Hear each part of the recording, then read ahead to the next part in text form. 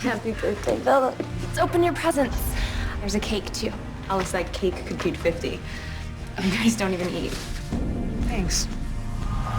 Oh, paper cut.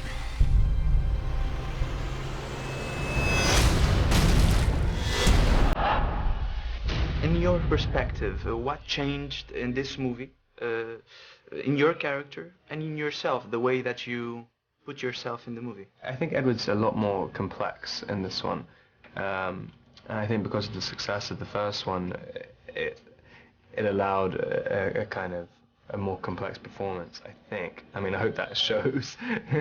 But I always understood the second one a lot more than any of the other books, and I like the kind of darker aspects of the characters, so I think that's what I tried to emphasize in it. What happened with Jasper was nothing. Nothing compared to what could happen. I promise never to put you through anything like this ever again. This is the last time you'll ever see me.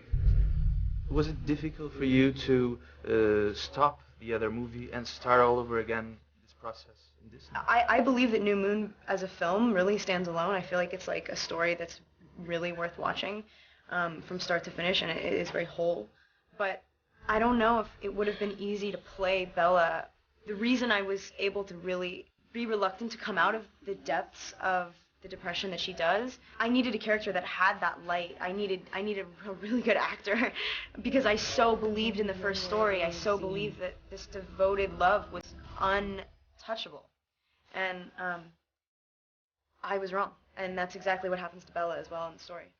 I think it's something about a relationship that's about two people who are always going to be totally devoted to each other and never think about anything else apart from the other person, and have a completely committed relationship.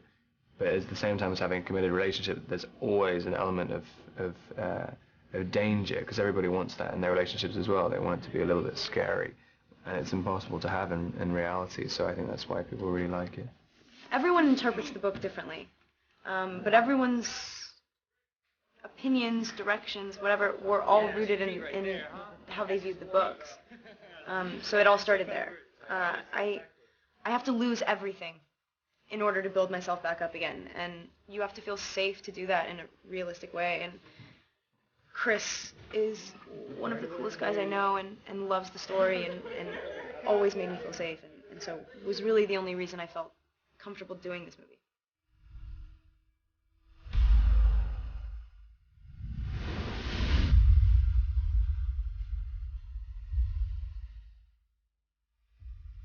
What the hell were you thinking? It was strange in this one because I hardly did any scenes with Taylor, and so he was working way more than I was, and so he'd be his storyline would be developing completely independently of mine, and then I'd come in and be doing scenes with Kristen, and I could see how she'd changed and how she was, and you could see little differences in what she was thinking in the scenes because of what was happening with Jacob's storyline, which was quite an interesting. It was quite an interesting development. It's so different to Twilight. I find the biggest change has been that it's gotten easier to talk about something that I knew that I loved before. It was just that I was so concerned about coming across in the way that I wanted to that I never did. And also that we're busy all the time. I mean, we've made 2 of these movies this year, and most of us have worked on other movies in between. We're given ample opportunity to do what we love all the time, which is like awesome for an actor. Out of my own fear, really, I was thinking, because so many girls all say, oh, they all love this character so much, so I was trying to look at a bunch of different actors and guys who seem to have been like, universally regarded as attractive for a long period of time. I mean, kind of try to take elements of that and sort of mix them up with other things. What were the influences for you? A bit of James Dean, I mean, I always thought as well that the storyline Rebel Without a Cause is very similar. I mean, that kind of, you know, sort of outsider who finds another outsider girl who kind of saves him and makes him see perspective. I mean, I guess there are a lot of stories like that, but I mean, I've always loved Rebel Without a Cause. So yeah, I guess it's one of the main ones. Do you know Portugal? I used to go there on vacation almost every year until I was 14, I think. Oh. Every summer.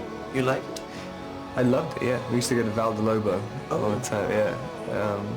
Since I was a little kid. Not there a lot?